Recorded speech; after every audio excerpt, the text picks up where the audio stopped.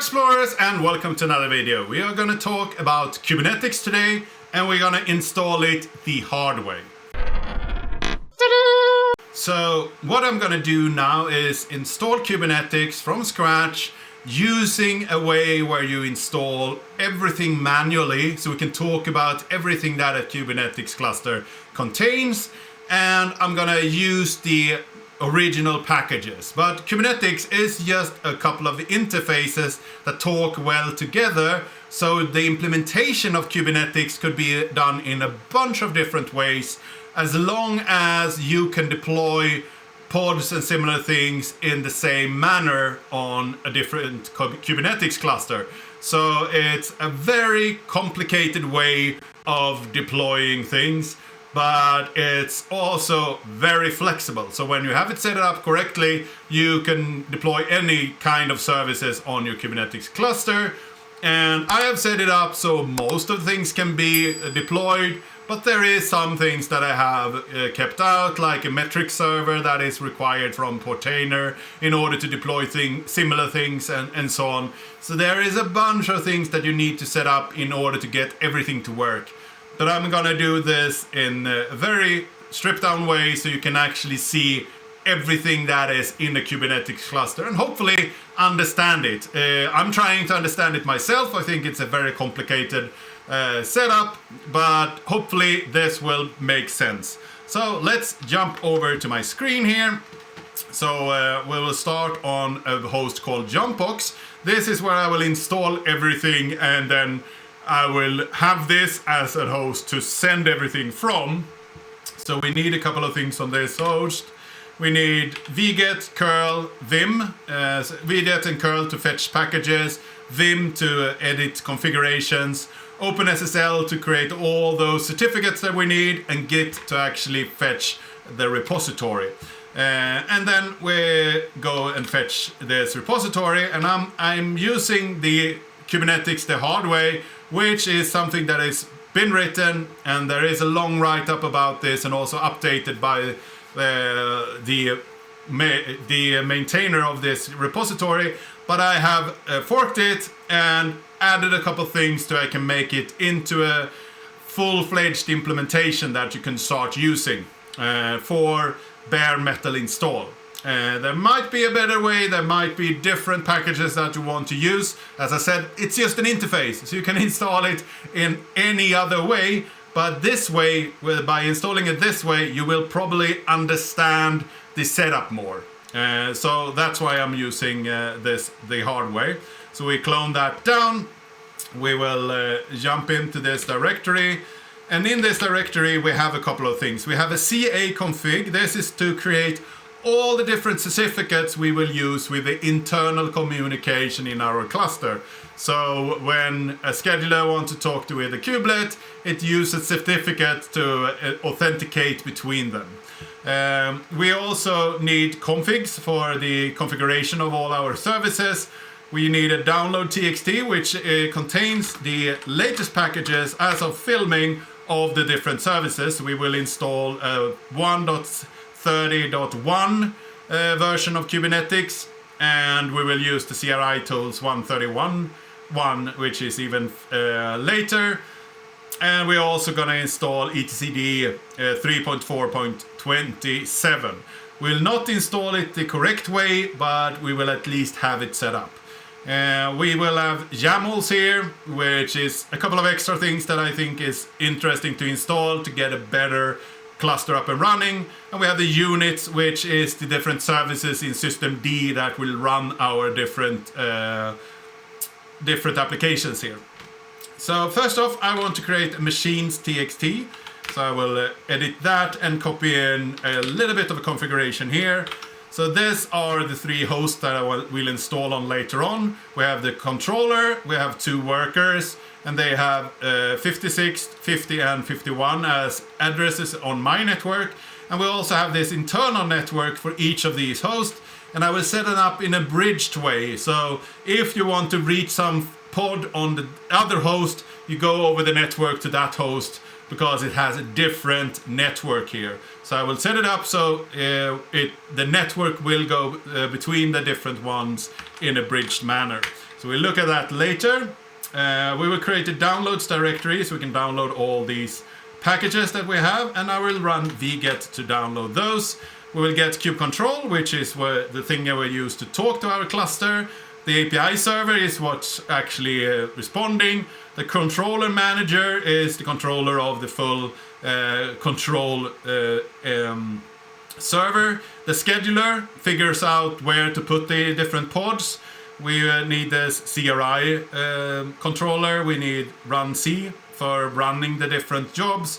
We need CNI to fix our network. So this is the common network interface, I think, for plugins, where it actually contains the bridge interface. We have the containerd, which is actually running our pods. The kube proxy to proxy traffic between the different hosts. Kubelet is the runner that will instruct the containerd to actually run different pods. So it will control the workloads on this host, this worker. And then we have etcd, which is what we will use as our configuration daemon. We need one of those. There are a bunch of different ones that you can use, but etcd is the easiest one to get up and running. And we will not set it up in the right way. We'll only install one of them. So if you're installing this in a production environment, please set up at least 3 etcd hosts on different hosts than your controller. But in this case, I will just set up one of those. So the first thing I will do on this host here is to copy over this kube control to the local bin, so I can actually just run it and see if everything works. So if we run it with the version as a client, we can see that we have 1.30.1. So this is a way we can use this in order to connect and talk to our cluster. Next up, we need to create a CA cert. So this little script here will use genRSA to get a key of 4096 bits. And then we will create a request and so on in order to create this CA cert. And it will use this CA config in order to get that CA cert. So we'll create a certificate from this CA conf.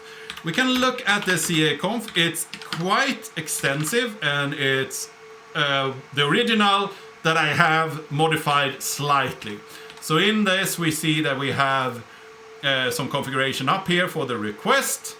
We have the CA X509 extensions, where we say that the CA should be true, so this should be a CA certificate. And we also have the distinguished name here. We are using just Washington, Seattle for all our sets. So you can change that if you want a different location, of course. For the admin certificate, we will use these configurations down here. So the system masters. And then we have service accounts, which will have this configuration.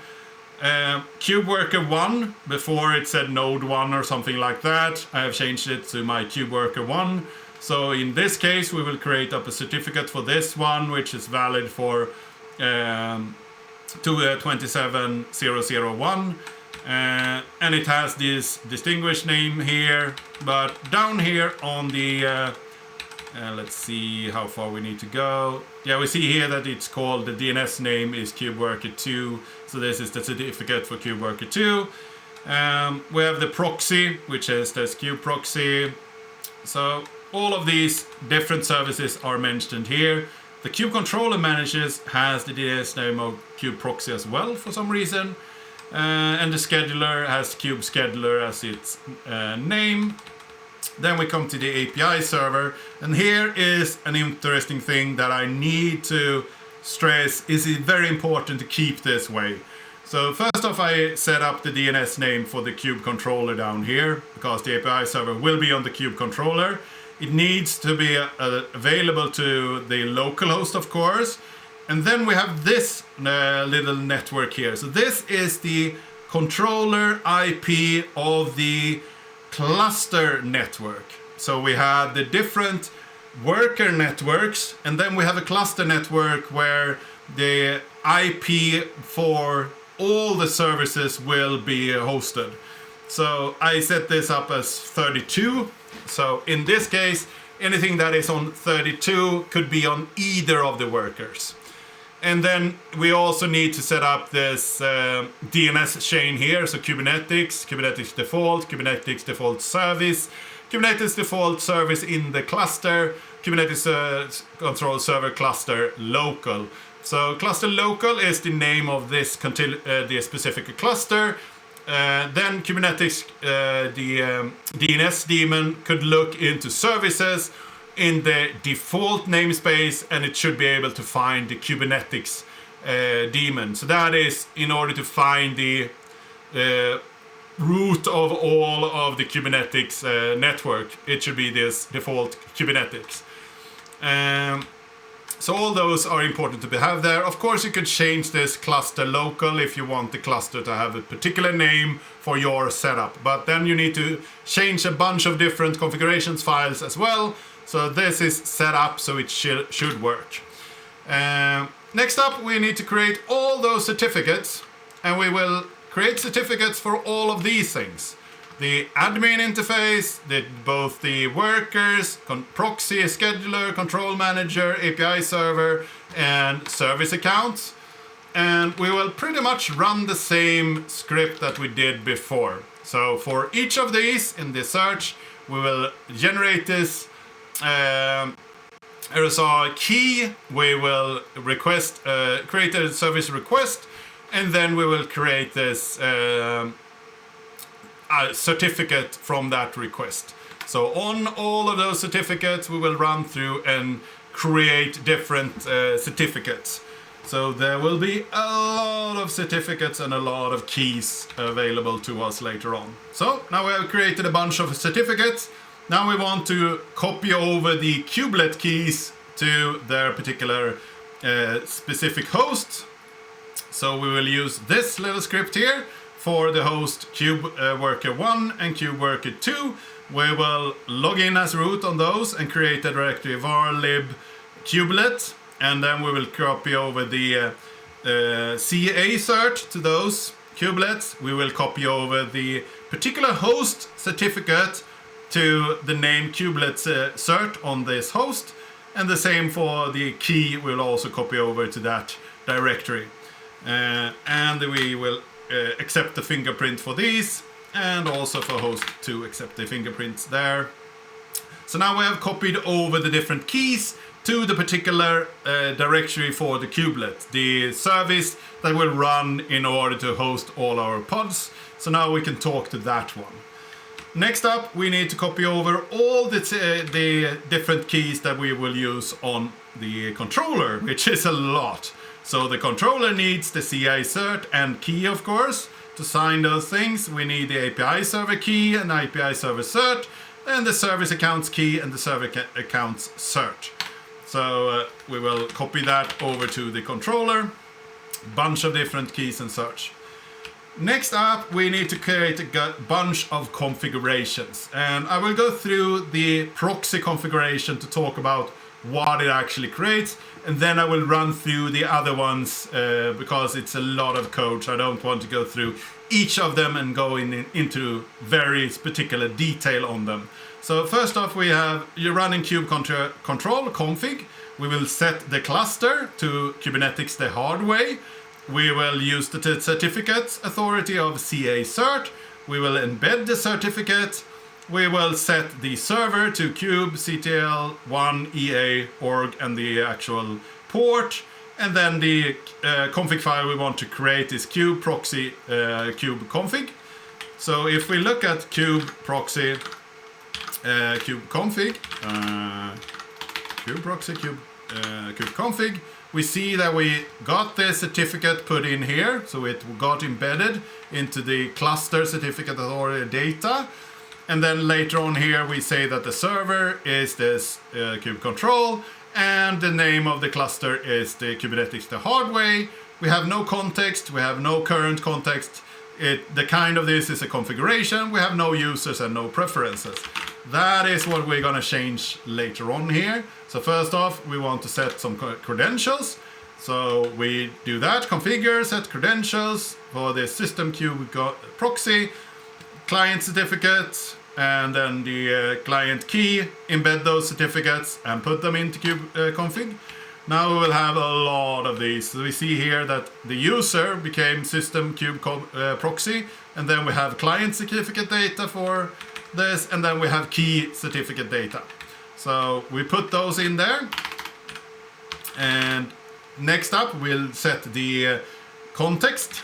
So we will set context default to the Kubernetes the hard way for the user kube proxy, and then we will have it in this file. So if we go back here, we see now that with the context cluster Kubernetes the hard way and user system kube proxy and the name default. So this is the context that's available, and now we want to set the actual current context. So we will run this kubectl config use context default in this file. If we look again, we see now that the current context is default. So now we have prepared one of these configuration files. We will create a bunch more. So let's take the next one. So I will just copy in the full script here. We see that this is for the kube controller manager kube config. Very similar setup for that one. Then we will take another one of these blocks, a bunch of different configurations for the kube scheduler, exact same setup. And then we will do the same for the next one. I think it's the admin config. So here we have the admin kube control. The difference here we see that we are just going to localhost for the admin config. So we'll send that in here. And then we will create for the two workers two different configurations. So the only difference here is a for loop for kube worker 1, kube worker 2, and then it's very much similar. We also use this service is still the controller, because that is where we want to talk to the host. So we will create a couple of keys for the different hosts here as well. So now we have created all of these configuration files. So let's move them to the different hosts. So first off, for kube worker 1 and 2, we will create a directory kube proxy in kubelet. The kubelet is probably already created here. We will copy over this kube proxy config, so we can talk to the kube proxy can be started. And the same one for this particular host, we will send it over to kube config in the kubelet, so it has the right configuration there. So now it will copy those over there. And for the admin, we have a bunch of configuration we need, of course. The admin kube config, the controller manager kube config, and the scheduler kube config. Let's put those over to the controller. Then we need an encryption config. So in the configs directory, there is an encryption config YAML. And in this, we will set the secret here, the encryption key for this configuration. And this, in the original setup, is actually missing for some reason. So I had to dig around to actually find this kind of encryption config to get it up and set up. So what we need to do first is create a key. So we will run this little script here where we create an encryption key and just run urandom in order to create a base 64 key. Then we will use the environment substitution to substitute it in this encryption YAML file. So if we look at the file we created here, encryption YAML, we got this particular secret created here, and then we will copy that over to our controller. So now we have that YAML file over at the controller. Now we can start to set up etcd, and as I said before, we will only set up one etcd for this setup, which is not really enough. You should have 3 separate virtual machines or hosts that run your etcd, but for this example I will only install one. So let's copy over the package and the service unit file here. So for systemd, we will jump over to the kube controller, and then we will unpack this one. So I will use tar and then move the etcd commands over to usr local bin. So it will unpack and move those over. We will create directories here for etcd, so we have the configuration for etcd, and use our var lib for other files that will be created. We will copy over the certificates for the CA, the Kube API, and the Kube server cert into the etcd directory. And then we will copy over this service command here, or move it over to etcd. So if we look at systemd, system etcd service, we see here that we will start this up on the local host. Everything should be new, and this is the data directory we want to use. So it's very, very bare minimal. It just is there to work with this particular example. So let's start it up and enable it, so it will be started every time this host gets up. And next up, we will jump out of this again and copy over a bunch more files. Now we want to set up Kubernetes, everything that the Kubernetes will use. So this is the things that we will copy over. We will copy over the Kube API server command, the Kube controller manager, the Kube scheduler, and the Kube controller. And we also want the service scripts for these, and the configurations for Kube scheduler YAML, Kube API to Kubelet YAML. So let's copy those over to this host. And we can check the configurations here for the Kube scheduler, for instance. We see that this doesn't contain much, but it will use this kube config that we created earlier. And when it comes to the Kube, that was the scheduler. Well, then we have the Kube API server to Kubelet. So here we see that it will create a bunch of different roles in our cluster in order to enable the communication between these two services. We can look at the service units here for Kube API servers. It has a bunch of different things that it sets up here, mostly for the different keys that will be running here. We have a node port range and the cluster IP range here. We see that this is the cluster IPs that we have, 32.0.24. You can set this to 16 if you want a larger cluster IP range. We also have some audit commands up here for the audit log. So if you want to check that out, you have it here. Yeah, so these scripts are pretty extensive when it comes to the setup. I don't think the scheduler is that extensive, just use the YAML file there. And the controller is not that much either. We see here that we have the cluster API for here, and this is the full API, the full cluster 200.0.0.16, so it's all the addresses there. But the cluster IP range is 10.32.0.0, so that is the cluster IP. So that is set up here. So now we can jump over to controller and do some copying here. We will create the Kubernetes configure etc, where we will have a bunch of configuration files. Then we want to chmod, change mod modification flags, the X for executable on the API server, the controller manager and the scheduler and kube control, and then we will move those into our local bin, so those are available to run. Next up, we will copy a bunch of certificates. So we will create the var lib Kubernetes, and then we will copy the CA and cert and key, the Kube API key and cert, the service account key and cert, and the encryption config. Those we will copy over to the Kubernetes directory there.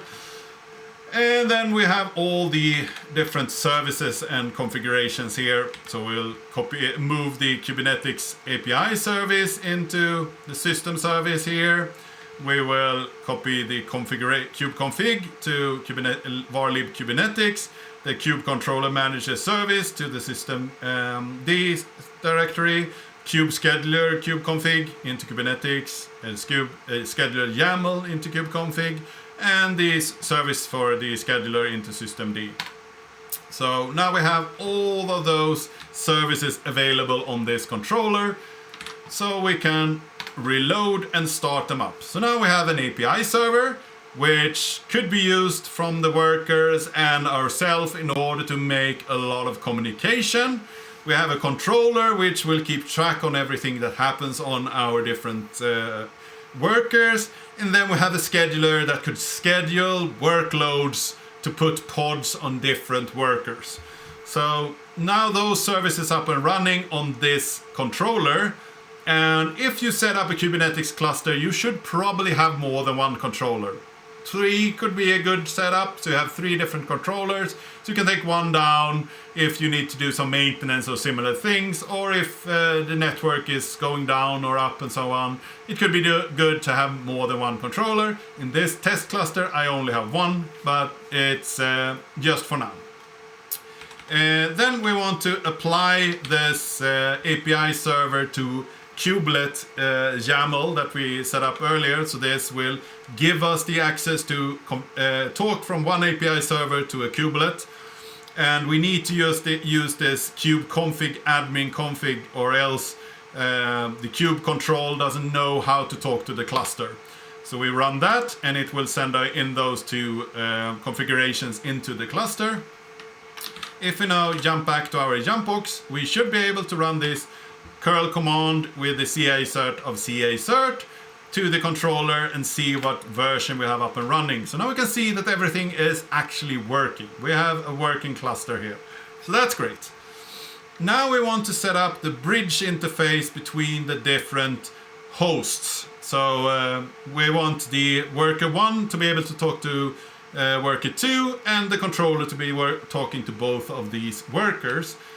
So first off, I will copy over the bridge configuration, and this is a script for that. So we for loop over the host, kube worker 1 and kube worker 2.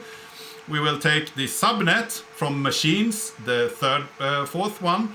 So we will fetch the subnet that is, for instance, 10.200.0.0/24.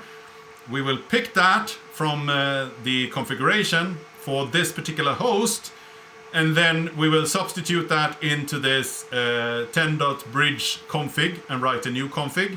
And then we will do the same for the kubelet config YAML. And then we will copy those over to this particular host.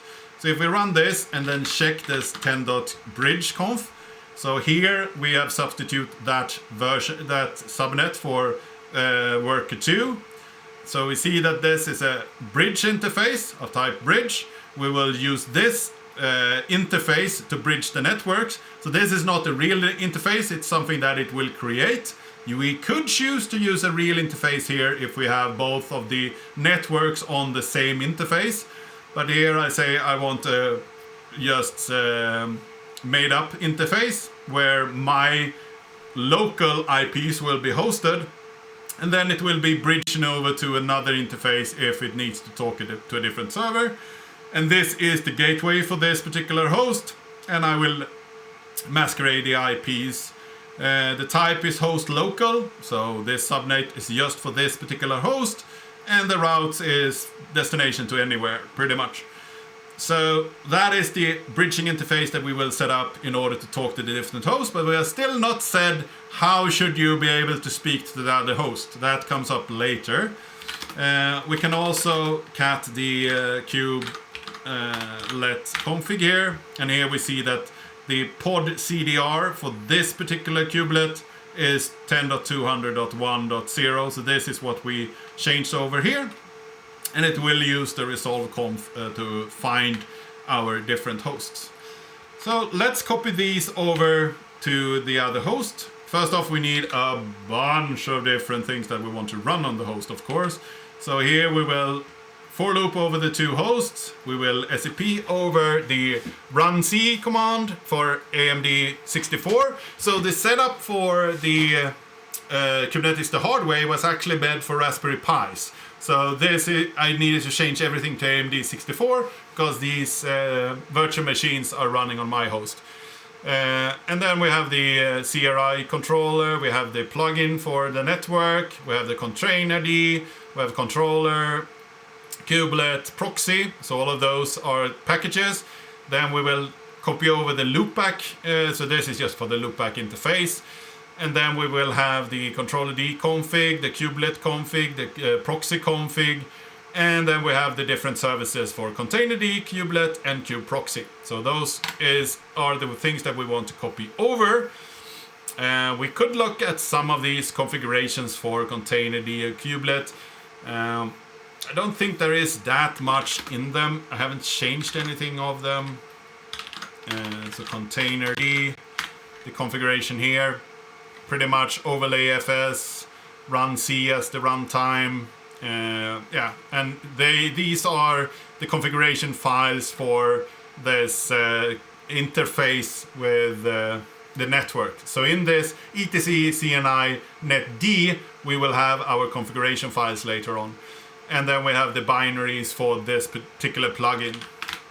And then we will look at the kubelet YAML. So here we see that we have this cluster DNS, and this is the DNS we will set up later. So 10.32.0.10 is the DNS IP for our DNS service, and that is something that we will push to the host later on. This is the domain of the cluster local. So this is what you need to change if you want a different name of your cluster. And then we have some kubelet keys and so down here. We also see here that the pod CNR is not changed yet on that config. So that is something that we will change later on. And then we check the proxy as well. Proxy config. So here you see the cluster CNR is the full network. So there's that. Now we can switch over to worker 1 and do some configuration here. First off, we need to install a bunch of things for our network. So we'll do an apt update and install SOCAT, contract, and IPset for the network configuration. Then we need to turn off swap. So currently I have a swap petition on this host, which is not good. So I will go into my FS tab and disable the swap. So any Kubernetes server worker should not be swapping. It should be using the memory, and when it runs out of memory, it should not try to swap. Then we want to create a bunch of directories. We want the CNI net D, we want the CNI bin, the kubelet, and proxy and Kubernetes, and run Kubernetes where our run files will be stored. Then we can unpack a bunch of these different services here. So we will make a container D directory. We will unpack all of these, so the CRI container D into this container D directory, and the CNI plugins into opt CNI bin directory. We will move this run C from AMD 64 to just run C, so it will find that run, and then we will make all of these services runnable, so executable, change that up, and then move them into our local bin. And we will take the container D binaries and put that into bin. So those will be available to run our container workloads. So now I copied over a bunch of things. We'll also copy over the configuration files that we had prepared earlier, the 10 bridge config and the 99 loopback configuration into the CNI net D. And then we will prepare the service for the container D. So this is creating the etc container D, copying this config toml over to container D config, and then put in the service into system. We will do the same for the kubelet, put the config in and put in the service configuration. And last but not least, the proxy. Same here, move the configuration and move the service. So now we can start all of these. If we do that, now this containerd, kubelet, and proxy will be running. So the containerd will run our pods, kubelet will manage our pods, and the proxy will manage our network traffic between the different hosts. If we now go back to our jumpbox and then run a kube control get nodes on our controller with the admin config, kube config, we should see that worker 1 is ready already. So now we only need to get worker 2 ready as well. So let's jump into worker 2. Switch this over to worker 2. I will run the first commands here for installing the things and then changing up the swap. And just so I don't forget, I will go in and fix that swap issue. So fs tab and remove this particular swap setup. And then I will run all the rest of the scripts that we had in order to get this up and running. Run everything, so we don't need to do every part separately. Now those are up and running. If we go back and run this get nodes, we should have 2 up and running pretty quickly. So 3 seconds and it's up and running, everything is just fine. So now we have 2 workers running and well adjusted. Now we can create an admin config for our local host, this jumpbox. So if I run this with the config set cluster kube the hard way with these 2 certificates, we will also use this admin certificates, put that in here, and then we will set the context and use the context as we did before. If we create that locally here, I should now be able to just run kube control get nodes, and I will get the nodes. So that's a way to make it easier for us to work with the Kubernetes cluster later on. Now comes the network. We want to bridge the network so they can talk to each other. And we have this machine file where we have these different machines. So we will look for the kube 1 worker and we will cut the first part there. So the actual IP address, and the subnet for that kube worker 1 is the 4th one in this. So we'll fetch all of those and then I can echo out a couple of things here. Post down IP route delete the subnet for this IP, and then we will do the same one for the subnet 1, 2, subnet 1, IP1, and then node subnet 0. Yeah, we will use all of these to either put the route up or put the route down. So the result of this will be post down for this particular subnet, and then we will see that that is this host 50. And the subnet 1 is the worker 51. So if I take this, I will copy it over to my script here. So I keep it. Now I need to go in and configure these hosts. So I will SSH into the kubectl first. And in my etcd network interfaces, here I have my DHCP interface. I will put all of these, so it will have routes to both of these services, or these servers, both of the workers. I will go into worker 1. I will check that in network interface again. Interface. And here, I will copy all of this, but I will not keep the one for this host. That is not important. I will just keep the second host, so it knows that if nothing is found on my host and it doesn't have the IP of my host, I will route it to the second host. And we will go into the second host and pretty much do the opposite. So network interfaces, copy these in, and then I will remove the second host from this. So if anything comes in on 10.200.0, it should go to worker 1. So now I have bridged those 2 worker nodes together. Another thing that I will do is also on each of these hosts, we go into controller again, I will install CA Search, curl and NetTools and update the CA Search. The reason I do this is when you download packages from the internet, you are not allowed to fetch them from some of these services because it doesn't know about the certificates. So I need to update all of the certificates.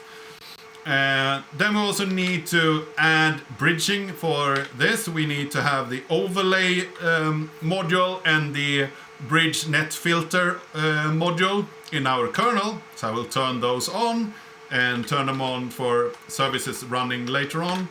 And I will do the same for a couple of settings here. So for the net bridge net filter, call IP tables should be on, call IP6 tables should be on, and IP forwarding should also be on. So I put those in there, and then I will restart this. So we will use all the setup that is from the configuration we now added. So I will run the same things on worker 1. So we'll have that set up with the same configuration that we had on the controller. And when this has run through, I will restart that worker 1. And I will do the same thing for worker 2.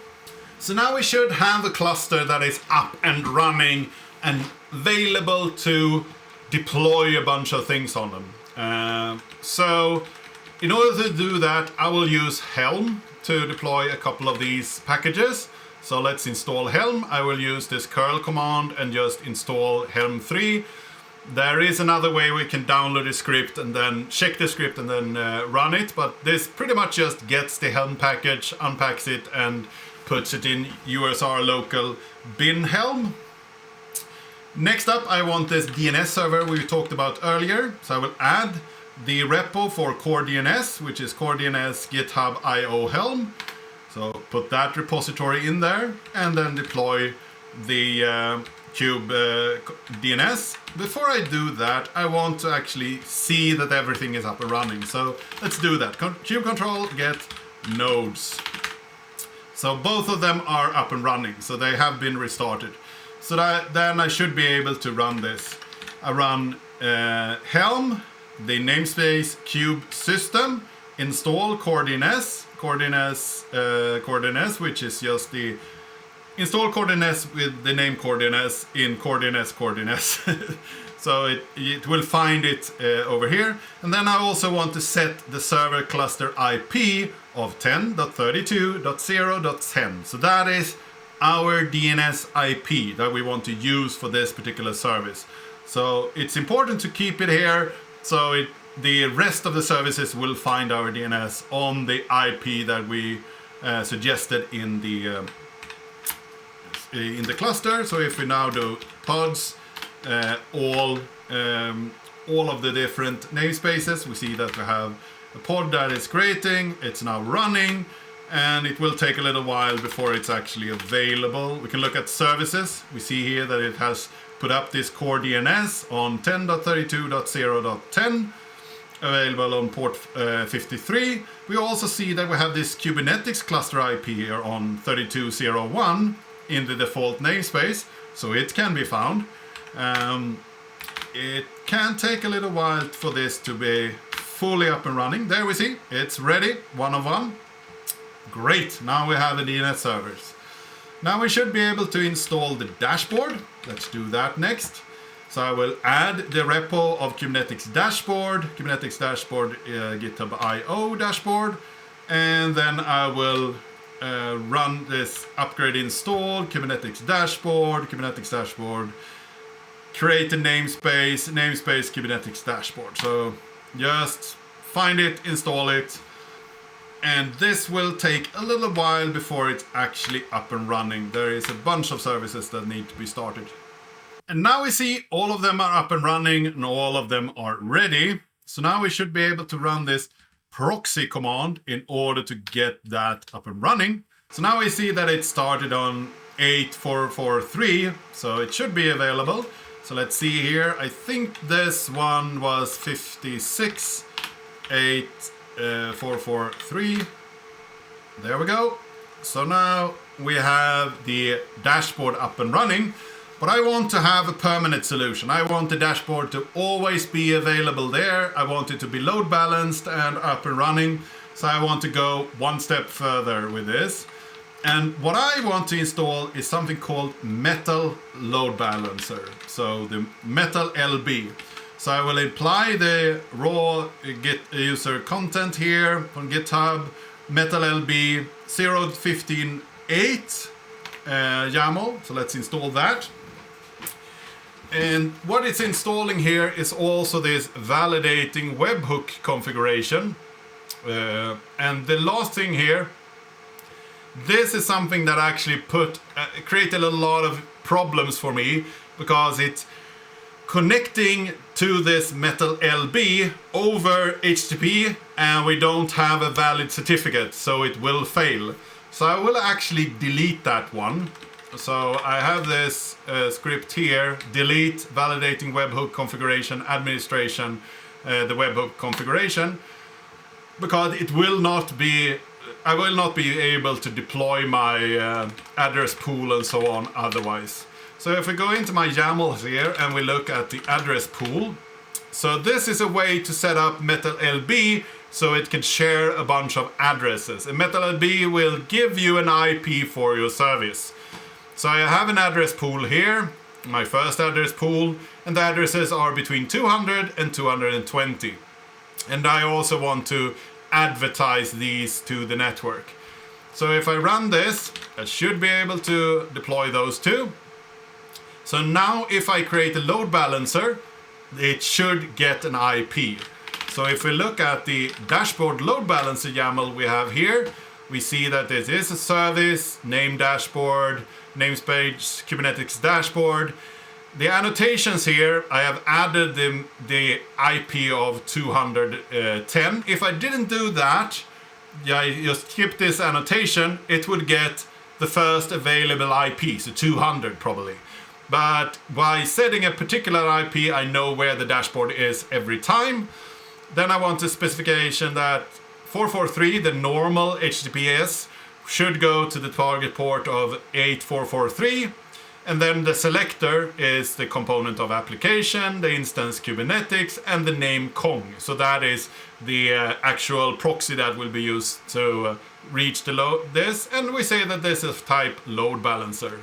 So if we do kube control, apply -f, this Kubernetes dashboard load balancer. If I now check get the services, we see that we got this 210 IP up and running here as a load balancer, as an external IP. So if I go back here and go to 192.186.6.210, we actually get the Kubernetes dashboard up and running, just working. So that's great. Now we need a way to log in, of course. So the next part here is to look at the YAMLs again. We have something called create admin. So I will just apply that. And we can look at create admin. It will create a service account for the Kubernetes dashboard, admin user. It will use the cluster binding for the cluster admin of this user admin to this service account. And it also will create this secret with this account token. So if we now go Kubernetes control, get secret, all, we should see that we have this admin user secret here. If we describe this admin user, we should get a token. See, yeah, it's in the namespace of Kubernetes dashboard. So here we get the token. So this is our login token. Can go back to the dashboard and put in that token and sign in. And now we have a dashboard. So now we can, on one particular IP, see all our configuration, all our network, and get into a Kubernetes dashboard. This was a lot. I realize that this video will be long, but now I understand all the parts of the Kubernetes interface pretty much. So you have all of these moving parts that you need to get right. The Kubernetes cluster needs DNS so it can find different services, because in your cluster config you can say anything in cluster local is available to you. So if you create a MySQL database and you give that a name and it has a service inside of your cluster with a cluster IP, you will not ask for that cluster IP. You will look at the service name and then you will say this service name dot svc service dot cluster local is where you will find that service. So everything is available by name if you just have a DNS, and the DNS interface is just install any DNS, do whatever you like. So of course somebody have implemented core DNS, but there is kubedns. There's a bunch of different DNSs that you could use in your cluster for DNS traffic. The same goes for load balancers. MetalLB is just one of them. I think there are 7 of them. And there is a bunch of different ones that are available on Azure or on Google AWS and so on. So there is a lot of different ways of load balancing, of using DNS and so on, but all of these parts are working together in this system to make it up and running. So now that I have this set up, I can deploy any pod and just give them a load balancing service, and I will get an IP on my network in order to run it. So it's very powerful, but the setup process is very long and there is a lot of moving parts. Of course you can use K3s and just run 2 commands on different hosts and get it up and running really fast, but you don't know all the intricate ways it's set up. So when you have it up and running, there is actually a couple of things that are missing and you need to figure out how to set up those. But I hope that I have given you enough context to figure out what is missing if you don't get your services up and running in your cluster. I hope this video was interesting. I hope that you learned something today. If you like this video, give it a like, share it with your friends and colleagues. If you have any comments or suggestions, leave that down in the comment section down below. And I really hope to see you in the next video.